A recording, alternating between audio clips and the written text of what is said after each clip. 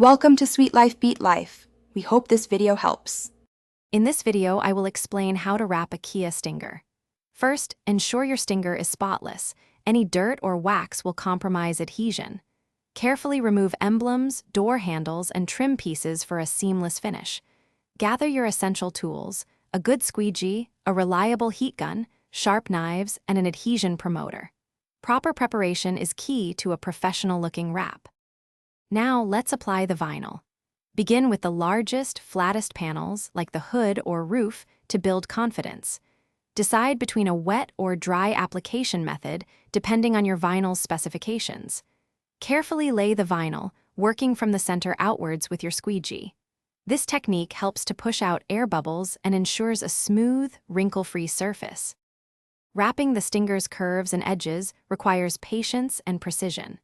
Gently apply heat to the vinyl, allowing it to stretch and conform smoothly over complex contours. Use a very sharp knife to trim any excess material, leaving about 1/4 of an inch for tucking.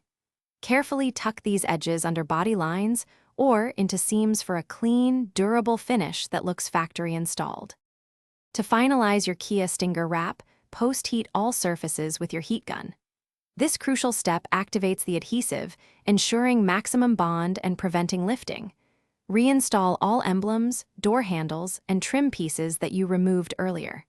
Finally, allow the wrap to cure for at least 24 hours before its first wash.